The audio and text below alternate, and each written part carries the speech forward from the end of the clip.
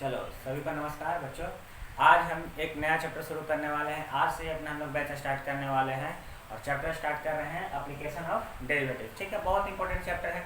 इसके लिए रिक्वायरमेंट्स क्या है, बहुत कुछ पूछता है हमसे कि सारे चैप्टर पढ़ने। अच्छा, उससे पहले हम बताना चाहेंगे लाइव है दोनों पर। ये जो अभी चक्कर जो लाइव जो बैच चल रहा है आपका, ये आज का जो वीडियो है यूट्यूब पर भी है और ऐप पर भी है। ठीक है, दोनों जगह पे चल रहा है। आज ये वीडियो सबके लिए अवेलेबल है, लेकिन जो कल से वीडियो अपलोड होगा वो सिर्फ ऐप पर ही होगा। ठीक है, यूट्यूब पर नहीं होगा। और जो ऐप पर पेमेंट कर चुके हैं उन लोग के लिए एक अलग ग्रुप बना दिया गया है, उसमें वीडियो अपलोड हो रहा है। तो आज सारा के लिए हम बैच आज वीडियो का आज का जो वीडियो हम सबके लिए डाल चुके हैं। कैसे ऐप पर ज्वाइन होना है उसके लिए हम वीडियो बना चुके हैं, उसका डिस्क्रिप्शन दे दिए हैं, लिंक उसका दे दिए हैं डिस्क्रिप्शन बॉक्स में, तो वो सब आप लोग देख लीजिएगा। आज भर के लिए ही वीडियो यूट्यूब पर अपलोड है और कल से सारा का सारा ये वीडियो भी ऐप पर है और सारा वीडियो जो डाला जाएगा सब ऐप पर ही डाला जाएगा, इस पर नहीं डाला जाएगा। ठीक है, तो आप लोग सब ज्वाइन हो सकते हैं, पेमेंट कर दीजिएगा और ज्वाइन हो जाइएगा। ठीक है उसके बाद क्या है चैप्टर स्टार्ट करते हैं एप्लीकेशन ऑफ डेरिवेटिव।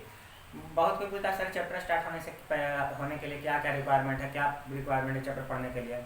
4 बार एक आधार कार्ड का फोटो भी चाहिए, 4 फोटो चाहिए, रंगीन फोटो चाहिए। ऐसा रिक्वायरमेंट क्या होता है, जो चीज़ पढ़ना है वो चीज़ पढ़ना है। जो अगर पहले से पढ़ते आए हैं तो कोई दिक्कत नहीं है, चैप्टर इसी से लिंक होते चाहिए। जैसे कंटिन्यूटी हुआ, लिमिट का आगे कंटिन्यूटी हुआ, फिर डिफरेंशिएशन हुआ, तो उसके बाद एप्लीकेशन ऑफ डेरिवेटिव का अगर सारा चीज़ पढ़ा हुआ है तो कोई दिक्कत नहीं है।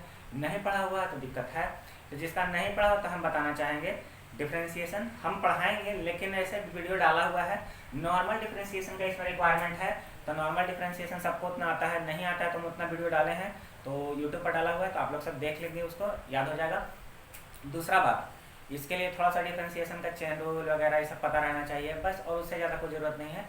बाकी हम एप्लीकेशन ऑफ डेरिवेटिव शुरू करते हैं। ठीक है, आगे लेना। चलिए, एप्लीकेशन ऑफ डेरिवेटिव शुरू करने से पहले हमको जानना है कि चैप्टर पढ़ना क्यों है, एप्लीकेशन ऑफ डेरिवेटिव इसका यूज क्या है। ठीक है, तो एप्लीकेशन ऑफ डेरिवेटिव को हम कहाँ कहाँ यूज कर सकते हैं। देखिए, एक एग्जांपल लेते हैं, आप लोग का घर का एग्जांपल लेते हैं। ठीक है, मान के चलिए चाय बनाना है, तो चाय बनाने के लिए हमको चीनी डालने की ज़रूरत है। तो मम्मी जब चाय बनाती है तो चाय बनाएंगी तो चीनी डालेंगी। तो ठीक है, मम्मी को ये बात पता है कि कितना चम्मच चीनी बढ़ेगा तो कितना ज़्यादा उसका मीठापन बढ़ेगा।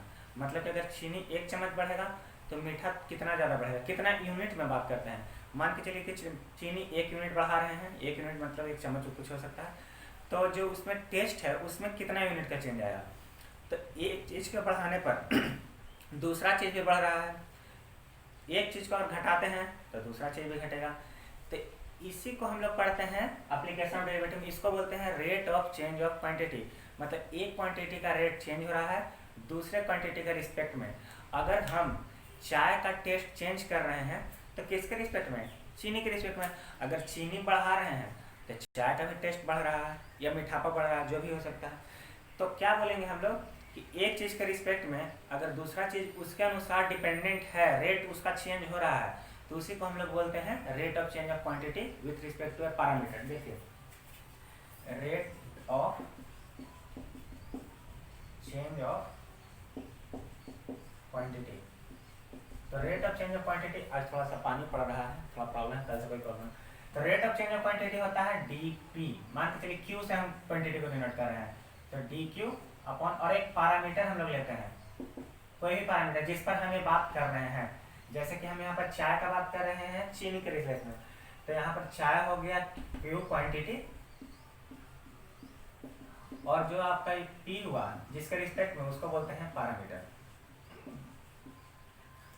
तो ये सारा चीज है। ठीक है, तो हमको rate of change of quantity पढ़ना है, एप्लीकेशन ऑफ डेरिवेटिव, और भी चीज पढ़ना है, maximum, minimum, increasing, decreasing, tangent and normal. जैसे कि कोई भी एक कर्व है तो इस कर्व पे टेंजेंट बनेगा, टेंजेंट बनेगा तो इस टेंजेंट का इक्वेशन क्या होगा, इस टेंजेंट के लिए एक नॉर्मल बनेगा परपेंडिकुलर, इसका इक्वेशन क्या होगा। तो वो सब अभी आगे हम पढ़ेंगे तो पढ़ेंगे। अभी हम rate of change of quantity पे फोकस करते हैं। यानी कि rate of change of quantity क्या है कि एक चीज को बढ़ाते हैं तो दूसरा चीज भी बढ़ेगा या कुछ होगा, उसी को हमको पढ़ना है। मतलब कि अब हम नॉर्मल लाइफ से हट के बात करते हैं, जो हमको पढ़ना है थ्योरी में चलते हैं। ठीक है, मान के चलिए एक सर्कल है, इसका रेडियस है 7 सेंटीमीटर। ठीक है, तो इसका एरिया कितना होगा, तो एरिया हम निकालेंगे पाई आर स्क्वायर करके, ठीक है। तो मान के चलिए 154 सेंटीमीटर स्क्वायर आएगा। एक और सर्कल है, अब की इसका रेडियस हम ये 14 सेंटीमीटर, तो अब की एरिया क्या आएगा, तो अब की ज़्यादा आएगा, जाहिर सी बात है कि पाई आर स्क्वायर यानी कि 22/7 इंटू 14 ऐसे करके आएगा। तो इसको काटेंगे 44 इंटू 14 यानी कि जो भी है इससे तो ज़्यादा है, यानी कि यहाँ से हम रेडियस को इंक्रीज किए हैं तो एरिया की क्या हो गया, इंक्रीज हुआ इंक्रीज। तो हम बोल सकते हैं कि एरिया जो है वो किस पे डिपेंडेंट है, रेडियस पे डिपेंडेंट है। तो क्यों डिपेंडेंट है, क्योंकि एरिया का फॉर्मूला क्या होता था, पाई आर स्क्वायर। तो जाहिर सी बात है कि रेडियस अगर बढ़ेगा तो एरिया तो बढ़ना ही है, डायरेक्टली प्रोपोर्शनल है, दिख रहा है। और रेडियस अगर घटेगा तो एरिया भी घटना है। लेकिन अब हमको इसमें रेट पढ़ना है, किस रेट में बढ़ेगा किस रेट में घटेगा, वो अब हम लोग को पढ़ना है। ये नहीं जानना कि बढ़ने में बढ़ता है घटने में घटता है, रेट अब हमको पढ़ना है। तो रेट कैसे निकालेंगे, बस यही चीज़ इसमें हमको पूरा पढ़ना है चैप्टर में, ठीक है। उससे पहले हम बताना चाहेंगे, अब रेट तुमको पूछेगा, ऐसे करके क्वेश्चन पूछेगा कि मान के बताइए कि एरिया में क्या चेंजिंग आएगा, एरिया का रेट में क्या चेंजिंग आएगा जब रेडियस 6 सेंटीमीटर होगा। इसको नोट करना है तो नोट कर लीजिए।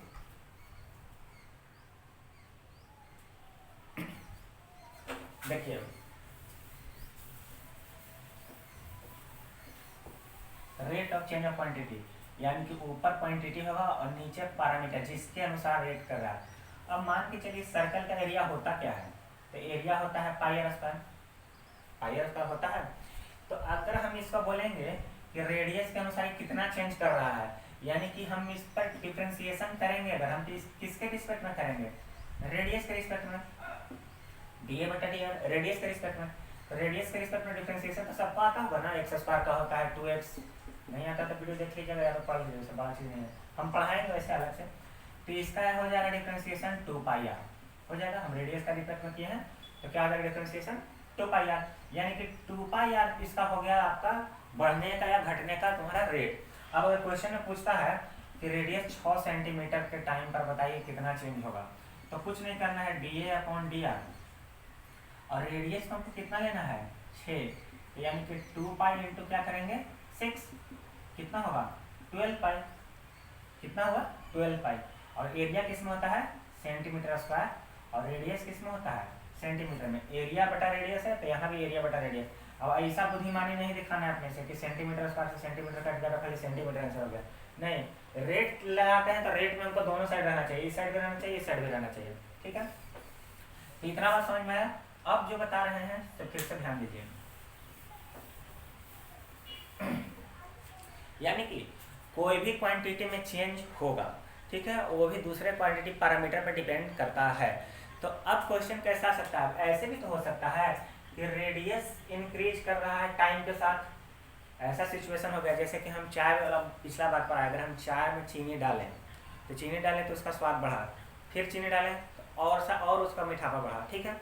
लेकिन एक बात बताइए, ऐसा हो रहा है कि चाय में चीनी बढ़ते जा रहा है टाइम के अनुसार, तो इधर भी तो टाइम के अनुसार चेंजिंग होते जाएगा, यानी दोनों साइड चेंज होगा, ऐसा होगा टाइम उसमें आ जाएगा कि पहला चीज़ भी चेंज हो रहा है और दूसरा चीज़ भी हो रहा है, दोनों टाइम के अनुसार। इसमें तुम्हारा रेडियस के अनुसार वगैरह नहीं, जैसे कुछ का एक एग्जाम्पल दे रहे हैं, पानी जैसे नदी का पानी या तालाब का पानी कुछ का पानी हो, उसमें अगर हम कंकड़ डालते हैं तो सर्कुलर वेव टाइप का बनते जाता है, बनता है ना, देखे होगा, तो सर्कुलर वेव का बनता है, तो यानी कि देखो इसमें छोटा सर्कल बनेगा, फिर बड़ा सर्कल बनेगा, फिर बड़ा सर्कल बनेगा।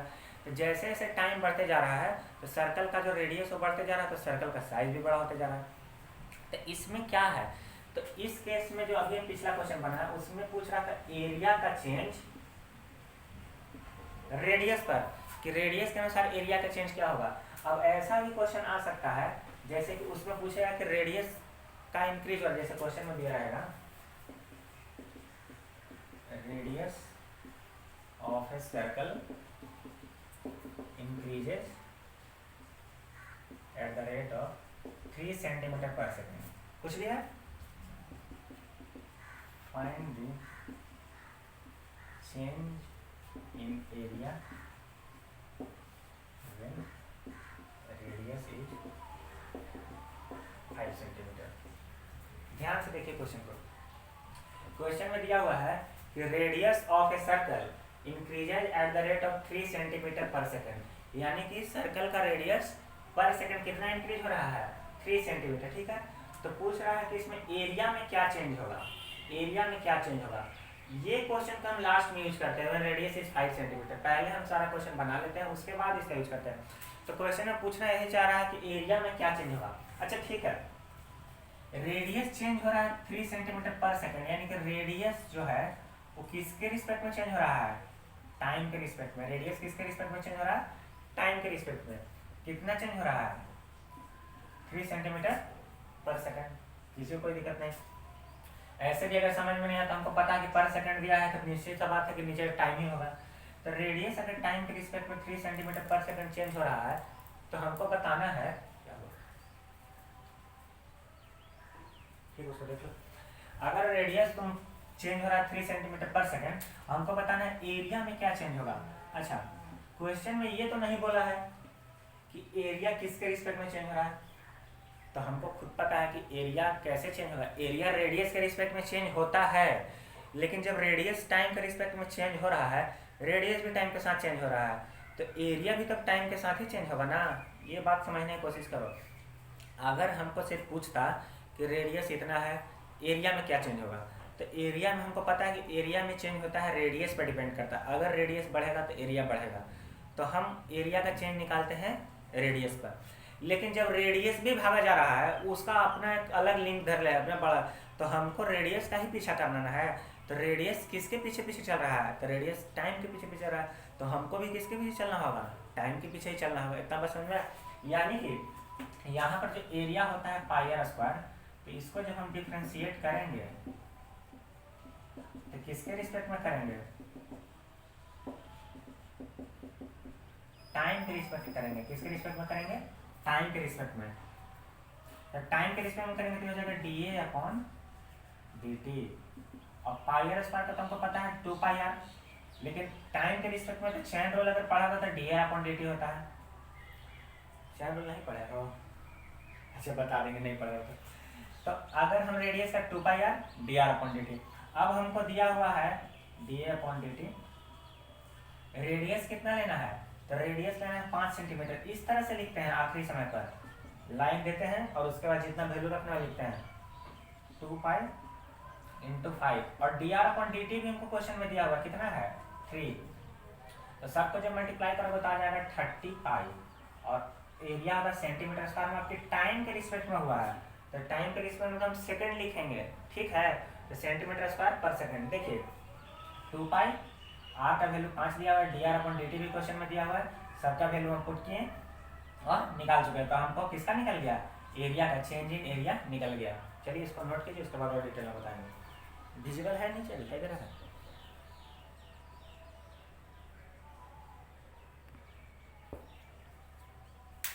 नोट तो आप लोग पॉज करके भी कर लीजिएगा। तो हम बताना चाह रहे हैं, वैसे लिखते चलिए आप लोग भी, तो बताना ये चाह रहे हैं कि एरिया का जो चेंज है, यानी कोई भी क्वांटिटी का चेंज है, वो 2 तरह से हो सकता है। एक तो उसके पैरामीटर पर चेंज हो रहा है, जो भी उससे फॉर्मूला में दिया हुआ रेडियस पर चेंज हो रहा है। और दूसरा चेंज किस पर हो सकता है, तो दूसरा चेंज हो सकता है टाइम के अनुसार। वो भी कब, जब जिस पर डिपेंड कर रहा है वो भी टाइम के अनुसार चेंज हो रहा है। तो क्या करना पड़ेगा, इसको भी टाइम के अनुसार चेंज करना पड़ेगा। समय जैसे जैसे बढ़ेगा वैसे वैसे ये भी रेडियस भी बढ़ेगा, और रेडियस बढ़ेगा तो एरिया भी बढ़ेगा। तो इसके लिए हमको डिफरेंशिएशन किस में करना पड़ा, टी के रिस्पेक्ट में। पिछला क्वेश्चन में सिर्फ रेडियस का दिया था, तो हम किसके रिस्पेक्ट में गए थे, dA अपॉन dr। अब थोड़ा सा अगर किसी को चेन रूल में दिक्कत है तो थोड़ा सा बता दे रहे हैं। देखिए अगर y इक्वल टू दिया हुआ है x square, y equal to x square दिया हुआ है, तो अगर हम डिफ्रेंशिएशन कर रहे हैं x के रिस्पेक्ट में, तो ये हो जाता है 2x। एक्स स्क्वायर का 2x होता है, इतना बात तो नॉर्मल पता होगा। लेकिन अगर तुमसे कोई क्वेश्चन में बोले कि नहीं तुम t के रिस्पेक्ट में करो, तो t के रिस्पेक्ट में करेंगे तो एक्स स्क्वायर का 2x होता है, बहुत बढ़िया। लेकिन ये बात बताओ हमको कि इधर t के रिस्पेक्ट में है तो इधर भी t चाहिए था ना, t तो क्वेश्चन में है नहीं। तो t अगर क्वेश्चन में नहीं है तो हम उसके बाद t के जगह पर क्या लिखते हैं, dt अपॉन dx। अब क्यों लिखते हैं वो बात समझो। अगर एक्स स्क्वायर का हम डिफ्रेंशिएशन करेंगे t के रिस्पेक्ट में, तो एक्स स्क्वायर का क्या होता है, 2x होता है। एक्स स्क्वायर का डिफरेंशिएशन 2x होता है, इसमें किसी को दिक्कत नहीं ना है। अच्छा चेन रूल का हम एक अलग वीडियो बना देंगे, आप लोग अभी सिर्फ इतना बात समझ लीजिए। अगर हमको t के रिस्पेक्ट में करना है तो 2x और dt अपॉन dx करते हैं, ठीक है। अच्छा उल्टा लिख दिए, सॉरी dx अपॉन dt करते हैं, ठीक है। x का कर दिए t के रिस्पेक्ट में, मतलब यहाँ y का भी t के रिस्पेक्ट में करना पड़ेगा और x का भी t के रिस्पेक्ट में करना पड़ेगा, ठीक है। अगर तुमसे बोला कि नहीं तुम y इक्वल टू x का डिफरेंशिएशन हमको करके दिखाओ v के रिस्पेक्ट में, तो कोई बात नहीं है, dy अपॉन dv करेंगे, इधर 2x करके इधर भी dv upon dx upon dv कर देंगे। यानी कि अगर ऐसा चीज में हम डिफरेंशिएट कर रहे हैं जो क्वेश्चन में नहीं है, जो क्वेश्चन में वो फंक्शन नहीं है, उसके रिस्पेक्ट में अगर हम डिफरेंशिएट कर रहे हैं तो उसके लिए अलग से हमको लगाना पड़ेगा। जैसे कि यहाँ पर फंक्शन में x के रिस्पेक्ट में कर रहे हैं, ध्यान से समझो, अगर हम y का डिफरेंशिएशन x के रिस्पेक्ट में कर रहे हैं तो इधर तो x है, इधर x है तो हम सिर्फ 2x लिख के काम चला देंगे। लेकिन अगर हम y का डिफरेंशिएशन t के रिस्पेक्ट में कर रहे हैं और इधर तो t है नहीं, तो 2x तो होगा ही, लेकिन एक dx अपॉन dt लगाते हैं। क्यों लगाते हैं? इसमें भी लगाते थे, dy अपॉन dx को हम अगर नॉर्मल चले तो 2x into dx by dx होता, तो कट के तो वही ना हो जाता है, इसीलिए यहाँ पर नहीं लिखे। तो अब क्वेश्चन में इतना बात ध्यान देना है कि अगर सर्कल का एरिया तो ये होता है पाई आर स्क्वायर, अगर इसका डिफरेंशिएशन करने के लिए बोले रेडियस के रिस्पेक्ट में तो 2 पाई आर होगा, क्योंकि इधर रेडियस है। लेकिन अगर यही क्वेश्चन को टाइम के रिस्पेक्ट में करने के लिए बोले तो ये हो जाएगा 2 pi r d r upon d t. बस इतना ही बात है, और d r upon d t question में ही दिया रहेगा। इसमें किसी को दिक्कत है तो बोल सकते हो, मतलब कमेंट कर सकते हो, ठीक है, उसके बाद हम बता देंगे। तो बस यही बात है। अब क्वेश्चन में हमको कैसे पता चलेगा कि किसको टाइम के रिस्पेक्ट में करना है, किसको टाइम के रिस्पेक्ट में नहीं करना है, इतना चीज लिखिए। हम क्वेश्चन एक लिखते हैं, तब तक पहुँच करके